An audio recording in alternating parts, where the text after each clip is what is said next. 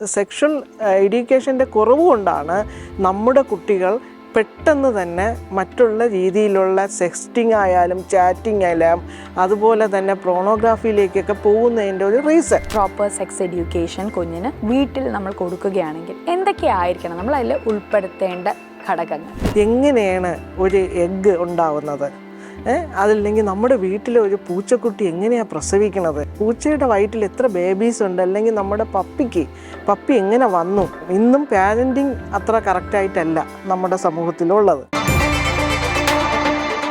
മാറി വരുന്ന മാനസിക വ്യക്തിത്വ കാഴ്ചപ്പാടുകൾ, ഇതിനെക്കുറിച്ച് കൂടുതൽ നമുക്കിന്ന് സംസാരിക്കാം. ഡോക്ടേഴ്സ് ടോക്കിങ്ങിൽ നമ്മളോടൊപ്പം ജോയിൻ ചെയ്യുന്നത് clinical psychologist doctor Rani Rajani. സ്വാഗതം ചെയ്യാം മാമിനെ. Welcome ma'am. സോഷ്യൽ മീഡിയ അതിപ്രസരം എന്ന് തന്നെ നമുക്ക് പറയാം ഈ വന്ന കാലഘട്ടത്തിൽ. എങ്ങനെയാണ് ഇത്തരത്തിലുള്ള അതിപ്രസരം കുഞ്ഞുങ്ങളുടെ കാഴ്ചപ്പാടുകളെ, കുഞ്ഞുങ്ങളുടെ വളർച്ചയെ ബാധിക്കുന്നത്? എത്രത്തോളമാണ് ഇത്തരത്തിലുള്ളൊരു ലോകത്ത് സെക്സ് എഡ്യൂക്കേഷൻ്റെ ഇമ്പോർട്ടൻസ് എന്ന് പറയുന്നത്? അതെ, ഇന്ന് നമ്മുടെ ഈ സോഷ്യൽ മീഡിയയുടെ ഒരു വളർച്ചയുടെ ഒരു കാരണം കൊണ്ട് തന്നെ കുട്ടികൾ പെട്ടെന്ന് ഫോണിലേക്കൊക്കെ ഇൻ്റർനെറ്റിലേക്ക് എക്സ്പോസ്ഡ് ആവുന്നുണ്ട്. അപ്പോൾ എക്സ്പോസ്ഡ് ആവുമ്പം തന്നെ കുട്ടികൾ ആവശ്യമില്ലാത്ത കണ്ടൻസിലേക്ക് കുട്ടികൾ പോവുകയാണ്. കാര്യം ഈ സെക്ഷൽ എഡ്യൂക്കേഷൻ എന്ന് പറയുന്നത് ഇന്നും നമുക്ക് പ്രാപ്യമല്ല എന്നൊരു കാഴ്ചപ്പാടിലാണ്. ഇപ്പം പാരൻസിൻ്റെ അടുത്ത് നമുക്ക് കുട്ടിക്ക് സെക്ഷൽ എഡ്യൂക്കേഷൻ കൊടുക്കണമെന്ന് പറഞ്ഞാൽ പാരൻസിൻ്റെ വിചാരം എന്താണെന്ന് വെച്ചാൽ സെക്സ് എങ്ങനെ ചെയ്യണം എന്നുള്ളതിനെ കുറിച്ചാണ് സെക്ഷൽ എഡ്യൂക്കേഷനിൽ പറഞ്ഞു കൊടുക്കുന്നതെന്നാണ് പൊതുവിൽ നമ്മുടെ ജനങ്ങളുടെ ധാരണ. ആ കാഴ്ചപ്പാടൊന്നും ഇന്നും മാറിയിട്ടില്ല. അപ്പം സെക്ഷൽ എഡ്യൂക്കേഷൻ കൊണ്ടുള്ള ഗുണങ്ങൾ എന്താണ്, അത് ആദ്യം നമ്മളെ സൊസൈറ്റി മനസ്സിലാക്കണം. കാര്യം പലപ്പോഴും സെക്ഷൽ എഡ്യൂക്കേഷൻ്റെ കുറവ് കൊണ്ടാണ് നമ്മുടെ കുട്ടികൾ പെട്ടെന്ന് തന്നെ മറ്റുള്ള രീതിയിലുള്ള സെക്സ്റ്റിംഗ് ആയാലും ചാറ്റിംഗ് ആയാലും അതുപോലെ തന്നെ പ്രോണോഗ്രാഫിയിലേക്കൊക്കെ പോകുന്നതിൻ്റെ ഒരു റീസൺ.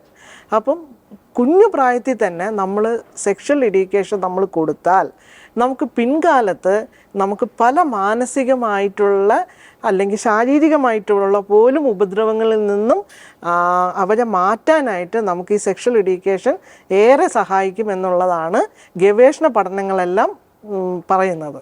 എന്തൊക്കെയായിരിക്കണം നമ്മളൊരു പ്രോപ്പർ സെക്സ് എഡ്യൂക്കേഷൻ കുഞ്ഞിന് വീട്ടിൽ നമ്മൾ കൊടുക്കുകയാണെങ്കിൽ എന്തൊക്കെയായിരിക്കണം നമ്മൾ അതിൽ ഉൾപ്പെടുത്തേണ്ട ഘടകങ്ങൾ? നമ്മുടെ കുഞ്ഞുങ്ങളെ കൊച്ചു നാൾ തൊട്ട് തന്നെ അവർ കാർട്ടൂൺസൊക്കെ കാണുന്നുണ്ട്. അവർക്ക് പെറ്റ്സുമായിട്ടൊക്കെ ഭയങ്കര അടുപ്പമാണ്. ഒരു പരിധി വരെ നമ്മൾ തന്നെയാണ് കുട്ടികളെ നമ്മൾ മൊബൈൽ അഡിക്ഷനിലേക്കൊക്കെ എത്തിക്കുന്നത്. ഒന്നും ചെയ്യാനില്ലാതിരിക്കുമ്പോൾ വിരസമായ വേലകളിൽ നമുക്ക് ഈസി ആയിട്ട് കിട്ടുന്ന സാധനമാണല്ലോ സോഷ്യൽ മീഡിയ. അപ്പോൾ നമുക്ക് ഈ സെക്ഷൽ എഡ്യൂക്കേഷൻ എന്ന് പറയുന്നത് നമ്മുടെ ചുറ്റുവട്ടത്തുള്ള കാര്യങ്ങളിൽ നിന്ന് തന്നെ നമുക്ക് കുട്ടിക്കാലത്ത് തൊട്ട് നമുക്ക് സ്റ്റാർട്ട് ചെയ്യാൻ പറ്റും. എങ്ങനെയാണ് ഒരു എഗ്ഗ് ഉണ്ടാവുന്നത്, അതല്ലെങ്കിൽ നമ്മുടെ വീട്ടിലെ ഒരു പൂച്ചക്കുട്ടി എങ്ങനെയാണ് പ്രസവിക്കുന്നത്, പൂച്ചയുടെ വയറ്റിൽ എത്ര ബേബീസ് ഉണ്ട്, അല്ലെങ്കിൽ നമ്മുടെ പപ്പി എങ്ങനെ വന്നു. അപ്പോൾ ഇങ്ങനെയുള്ള കുഞ്ഞു കുഞ്ഞു കാര്യങ്ങൾ, അല്ലെങ്കിൽ ഒരു ചെടി എങ്ങനെ പൊടിക്കുന്നു, ഇങ്ങനെയുള്ള കൊച്ചു കൊച്ചു കാര്യങ്ങൾ നമുക്ക് കുട്ടിക്കാലത്ത് തന്നെ കുട്ടികൾക്ക് നമുക്ക് പറഞ്ഞു കൊടുക്കാൻ പറ്റുന്നതാണ്. അപ്പോൾ കുട്ടിക്കാലത്ത് തന്നെ നമുക്ക് ഇതിൻ്റെ സീഡ് നമുക്ക് കുട്ടികൾക്ക് ഇടാൻ പറ്റും. അങ്ങനെ നമ്മൾ പതുക്കെ കുട്ടികളുടെ ഓരോ സ്റ്റേജിൽ വരുമ്പം തന്നെ നമുക്ക് അവരുടേതായിട്ടുള്ള ചോദ്യങ്ങളുണ്ടാവും. അതനുസരിച്ച് തന്നെ നമുക്ക് അവർക്ക് മനസ്സിലാവുന്നതെന്ന് വെച്ചാൽ അവരുടെ തലത്തിലേക്ക് നമ്മൾ എത്തിയിട്ട് നമുക്ക് അവർക്ക് മനസ്സിലാവുന്ന രീതിയിൽ തന്നെ നമുക്കിത് പറഞ്ഞു കൊടുക്കാനൊക്കെ പറ്റുന്നതാണ്. ഏജ് അപ്രോപ്രിയേറ്റ് എന്ന് പറയുന്നത് നമ്മൾ എല്ലാത്തിൻ്റെ കൂടെയും ഒരു ടാഗ് ലൈൻ പോലെ ഉപയോഗിക്കുന്നതാണ്. അപ്പോൾ ഏജ് അപ്രോപ്രിയേറ്റ് എന്ന് നമ്മൾ പറയുമ്പോൾ നമ്മുടെ ചൈൽഡ്ഹുഡ്, അഡോളസൻസ് അങ്ങനെ സ്പ്ലിറ്റ് ചെയ്യുമ്പോഴത്തേക്കും എങ്ങനെയായിരിക്കണം കുഞ്ഞുങ്ങളോട് നമ്മൾ ഓരോ ഏജിലും സംസാരിക്കേണ്ടത്, അവരുമായിട്ട് മിങ്കിൾ ചെയ്യേണ്ടത്, ഇങ്ങനത്തെയൊക്കെ കാര്യങ്ങൾ പറഞ്ഞു കൊടുക്കും? അതെ, ഇത് നല്ലൊരു ചോദ്യമാണ്. നമ്മളെ മുതിർന്ന ആൾക്കാർക്ക് എങ്ങനെ സംസാരിക്കണമെന്നുള്ള അറിയില്ല, പിന്നെയല്ലേ നമ്മൾ കുട്ടികളുടെ അടുത്ത് എങ്ങനെ സംസാരിക്കണമെന്നുള്ളത് നമ്മൾ പറഞ്ഞു കൊടുക്കുന്നത്. നമുക്കറിയാം ഇന്നും പാരൻറ്റിങ് അത്ര കറക്റ്റായിട്ടല്ല നമ്മുടെ സമൂഹത്തിലുള്ളത്. നമ്മുടെ കുട്ടി, ഞാൻ പറഞ്ഞല്ലോ നേരത്തെ പറഞ്ഞ പോലെ തന്നെ, അവർക്ക് മനസ്സിലാക്കാൻ പറ്റുന്ന ഓരോ ഒരു ഏജുണ്ട്. ഇപ്പം ചിലപ്പോൾ ഒരു 6 വയസ്സുള്ള കുട്ടി മറ്റൊരു 6 വയസ്സുള്ള ഒരു കുട്ടിയെക്കാട്ടി ചില കാര്യങ്ങൾ പെട്ടെന്ന് മനസ്സിലാക്കിയെടുക്കാം. ചിലപ്പോൾ അവർ കുറച്ചും കൂടി എക്സ്പോസ്ഡ് ആയിരിക്കാം. അവർ ചിലപ്പോൾ എവിടെന്നെങ്കിലുമൊക്കെ അവർക്ക് ഒരു എഡ്യൂക്കേഷനൊക്കെ കിട്ടിയിട്ടുണ്ടാവാം. അപ്പം നമുക്ക് അങ്ങനെ ഒരു ഏജിനെ വെച്ച് നോക്കാതെ ആ കുട്ടിക്ക് ഏത് തലത്തിൽ നിന്ന് പറഞ്ഞാലാണ് മനസ്സിലാവുന്നത് എന്നുള്ളതിലേക്ക് നമ്മൾ വന്നാൽ നമുക്ക് കാര്യം കുറേ കൂടെ എളുപ്പമായിരിക്കും. കാര്യം കുട്ടികൾക്ക് സെക്സ് എന്താണെന്ന് അറിയില്ല, പാരൻസിനും അറിയില്ല. അവർ വിചാരിക്കുന്നത് കുട്ടിക്ക് സെക്ഷൽ എഡ്യൂക്കേഷൻ കൊടുത്താൽ കുട്ടി മോശമായി പോകും എന്നൊക്കെയാണ് അവർ വിചാരിക്കുന്നത്. അപ്പം ഞാൻ പറയുന്നത് കുട്ടിക്ക് എന്താണോ മനസ്സിലാവുന്ന പ്രായത്തിൽ കുട്ടി തന്നെ ചോദ്യം ചോദിക്കും. നമുക്ക് ഒരു ക്ലോസ്ഡ് റൂമിലിരിക്കേണ്ട ആവശ്യമില്ല. കുട്ടി തന്നെ ഓപ്പൺ ക്വസ്റ്റ്യൻസ് നമ്മളെടുത്ത് ചോദിക്കുമ്പം തന്നെ നമുക്ക് സ്റ്റാർട്ട് ചെയ്യാൻ പറ്റും. അവർക്ക് ഏത് തലത്തിൽ നിന്നാണ് അമ്മേ ഞാൻ എങ്ങനെയാണ് വന്നത്. അപ്പോൾ പണ്ടൊക്കെ എനിക്ക് ഇന്നും ഓർമ്മയുണ്ട്, എൻ്റെ കൂട്ടുകാരൊക്കെ പണ്ട് പറയാറുണ്ട് ഞങ്ങളെയൊക്കെ വാങ്ങിയതാണ്, അതോ വിറ്റ് കിട്ടിയതാണ്. അപ്പോൾ അതിൽ നിന്നൊക്കെ മാറി നമ്മൾ കറക്റ്റ് സയൻറ്റിഫിക് ആയിട്ടുള്ള കാര്യങ്ങൾ തന്നെ നമ്മൾ പറഞ്ഞു കൊടുക്കണം.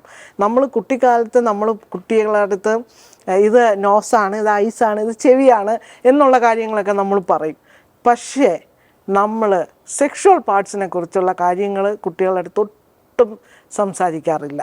അപ്പോൾ കുട്ടികളുടെ അടുത്ത് അവർക്ക് കുട്ടി ചെറിയ പ്രായത്തിൽ തന്നെ ഒരു കിൻഡർ ഗാർഡനിലേക്ക് എത്തുന്ന സമയത്ത് തന്നെ നമ്മൾ പറഞ്ഞു കൊടുക്കണം സെക്ഷുവൽ പാർട്സ് എന്ന് പറയുന്നത് ഇതൊക്കെയാണ് എന്ന് പറഞ്ഞാൽ നമുക്ക് കറക്റ്റ് സയൻറ്റിഫിക് ആയിട്ടുള്ള ടേംസ് ഉപയോഗിച്ച് തന്നെ നമ്മൾ കുട്ടികളുടെ അടുത്ത് പറഞ്ഞു കൊടുക്കണം.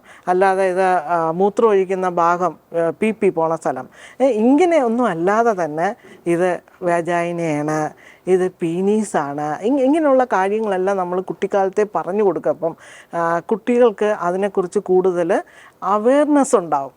അത് നമുക്ക് എവിടെയാണ് പ്രിവെൻറ്റ് മീൻസ് ഈ കുറച്ച് ദിവസം കഴിയുമ്പം ഈ സെക്ഷൽ എഡ്യൂക്കേഷൻ്റെ ഭാഗത്ത് നിന്ന് സേഫ് ടച്ചും അതുപോലെ ബാഡ് ടച്ചിൻ്റെ കാര്യങ്ങൾ പറയപ്പം കുട്ടികൾക്കിത് എളുപ്പത്തിൽ ഐഡൻറ്റിഫൈ ചെയ്യാനായിട്ട് പറ്റും. പക്ഷേ നമ്മൾ ഇന്നും ഈ കാര്യങ്ങളൊന്നും കുട്ടിയുമായിട്ട് നമ്മൾ തുറന്ന് ചർച്ച ചെയ്യാറില്ല എന്നുള്ളതാണ് കാര്യം. എനിക്കറിയാം പല ക്ലിനിക്കൽ കേസസിൽ വരുന്ന സമയത്ത് കുട്ടികൾക്ക് അറിയില്ല സെക്ഷൽ അബ്യൂസ് എന്താണ് ഉണ്ടായിട്ടുള്ളത് അവർ അതിനെക്കുറിച്ച് എനിക്കൊരു സെക്ഷൽ അബ്യൂസ് ഉണ്ടായി എന്ന് റിയലൈസ് ചെയ്യുന്നത് തന്നെ ഒരു കൗമാരത്തിലേക്ക് എത്തുന്ന സമയത്താണ്. ഒരു സെക്കൻഡറി സെക്ഷൽ ക്യാരക്ടേഴ്സൊക്കെ ഡെവലപ്പ് ചെയ്യുന്ന സമയത്താണ് പണ്ട് ഒരു 6 വയസ്സിൽ ഇന്ന വീട്ടിലെ അങ്കിള് എന്നെ സെക്ഷലി അബ്യൂസ് ചെയ്തിരുന്നു എന്ന് മനസ്സിലാക്കുന്നത് വളർച്ചയുടെ 2ാം ഘട്ടത്തിലേക്കൊക്കെ പോകുന്ന സമയത്താണ്. അപ്പോൾ ഇതെല്ലാം നമുക്ക് അവോയ്ഡ് ചെയ്യാൻ പറ്റും. നമ്മൾ കുട്ടിക്കാലത്ത് തന്നെ ആ ഒരു സെക്ഷൽ എഡ്യൂക്കേഷൻ നമ്മുടെ ഒരു പ്രാധാന്യം നമ്മൾ കുട്ടികൾക്കും നമ്മളെ ടീച്ചേഴ്സിനും എസ്പെഷ്യലി നമ്മളെ സ്കൂളിലെ ടീച്ചേഴ്സ് ഇന്നും നമുക്കറിയാം പല ബയോളജി ടീച്ചേഴ്സും സെക്സിൻ്റെ പാർട്ട് സംസാരിക്കാൻ വരപ്പോൾ റീപ്രൊഡക്ഷൻ സ്റ്റേജിൻ്റെത് പറയുമ്പം അവർ പെട്ടെന്ന് ഒന്നീ പഠിപ്പിക്കൂല, അല്ലെങ്കിൽ അത് ഇങ്ങനെയൊക്കെയാണെന്ന് പറഞ്ഞ് ഡയഗ്രാം വരച്ച് അവരങ്ങ് തീർക്കും. പക്ഷേ അതേസമയം നമ്മളൊരു ഫോറിൻ എഡ്യൂക്കേഷൻ്റെ ഒരു സിലബസിലേക്ക് നമ്മൾ നോക്കുന്ന സമയത്ത് എന്താണ് മാസ്റ്റുർബേഷൻ എന്നുള്ളതിനെക്കുറിച്ച് വരെ വ്യക്തമായിട്ട് അതിൽ പറയുന്നുണ്ടെന്നുള്ളതാണ്. അപ്പോൾ കുട്ടികൾ കുറച്ചും കൂടെ അവർക്ക് ഇതിനെക്കുറിച്ച് പുറത്ത് പഠിക്കുന്ന ആൾക്കാർക്ക് ഇതിനെക്കുറിച്ച് അവയർനെസ് കൂടുതലാണ്. ഇന്നും നമ്മുടെ കുട്ടികൾക്ക് ഇതിനെക്കുറിച്ച് ഒട്ടും അറിവില്ല എന്നുള്ളത് വളരെ ദുഃഖകരമായ കാര്യമാണ്. കാര്യം ഇത് പിന്നെ പല മാനസിക പ്രശ്നങ്ങളിലേക്കൊക്കെ എത്തിക്കാറുണ്ട്. മാം സംസാരിക്കുന്നതിനിടയ്ക്ക് ഐഡൻറ്റിറ്റിയെ കുറിച്ച് പറയുകയുണ്ടായി. സെക്സ് ഐഡൻറ്റിറ്റി അല്ലെങ്കിൽ ജെൻഡർ ഐഡൻറ്റിറ്റിയും സെക്സ് എഡ്യൂക്കേഷനും തമ്മിൽ എത്രത്തോളം ബന്ധമുണ്ട്? ഇതിൽ ഇപ്പോൾ ഉള്ളൊരു പ്രശ്നം എന്ന് പറഞ്ഞാൽ എന്താണ് ജെൻഡർ ഐഡൻറ്റിറ്റി, എന്താണ് സെക്ഷുവൽ ഐഡൻറ്റിറ്റി എന്നുള്ളത് നമ്മുടെ പൊതുജനങ്ങൾക്കൊന്നും അറിയില്ല എന്നുള്ളതാണ്. നമ്മളെ ഈവൻ ടീച്ചേഴ്സിന് പോലും അറിയില്ല. ഇപ്പം ജെൻഡർ ഐഡൻറ്റിറ്റി എന്താണെന്ന് വെച്ചാൽ ഞാനൊരു പുരുഷനായോ സ്ത്രീയാണോ എന്നുള്ള എൻ്റെ സെൽഫ് അവയർനെസ്സിൽ നിന്നാണ് അത് സ്റ്റാർട്ട് ചെയ്യുന്നത്. അതേ സമയത്ത് നമ്മൾ സെക്ഷൽ ഐഡൻറ്റിറ്റി എന്ന് പറഞ്ഞാൽ സെക്ഷൽ ഓറിയൻറ്റേഷനെ കുറിച്ചാണ്. എനിക്ക് ആരടുത്താണ് താല്പര്യം ഉണ്ടാകുന്നത്, എൻ്റെ സെയിം സെക്സ് ആയിട്ടുള്ള ആളിനോടാണോ, അതെൻ്റെ ഓപ്പോസിറ്റാണോ, അത് എനിക്ക് 2 കൂട്ടരടുത്തും താല്പര്യമുണ്ടോ, അത് എനിക്ക് ആരടുത്തും അങ്ങനെ താല്പര്യമില്ലേ, അതൊക്കെയാണ് നമ്മളെ സെക്ഷൽ ഐഡൻറ്റിറ്റി അല്ലെങ്കിൽ സെക്ഷൽ ഓറിയൻറ്റേഷനെ റിലേറ്റ് ചെയ്യുന്നത്.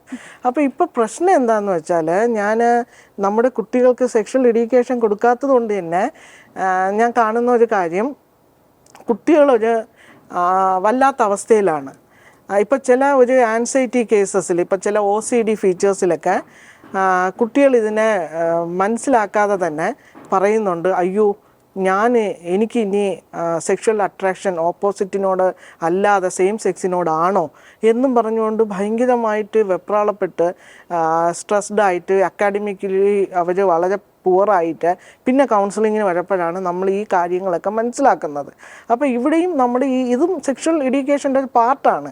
എന്താണ് നമ്മളെക്കുറിച്ചുള്ള സെൽഫ് അവെയർനെസ്, എന്താണ് അങ്ങനെ നമ്മൾ തുറന്ന ചർച്ച നമ്മൾ കൊടുത്തില്ലെങ്കിലുള്ള പ്രശ്നം എന്താണ്, കുട്ടികൾ സെക്സ് എന്നും പറഞ്ഞുകൊണ്ട് ഗൂഗിളിൽ കയറി സെർച്ച് ചെയ്യുമ്പോൾ അവർക്ക് കിട്ടുന്ന കാര്യങ്ങൾ വിവരങ്ങൾ എല്ലാം പോണോഗ്രാഫി റിലേറ്റഡ് ആയിരിക്കും.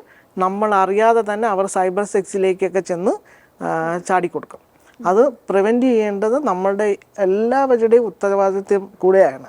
മാറ്റങ്ങൾ അനിവാര്യമാണ്. എത്രത്തോളം മാറണം, എന്തൊക്കെ മാറണം, നമുക്ക് ആ ഒരു ബൗണ്ടറി സെറ്റ് ചെയ്യാം. കൂടുതൽ വിശേഷങ്ങൾ നമുക്ക് സംസാരിക്കാം ഡോക്ടേഴ്സ് ടോക്കിങ്ങിൻ്റെ മറ്റൊരു എപ്പിസോഡിൽ.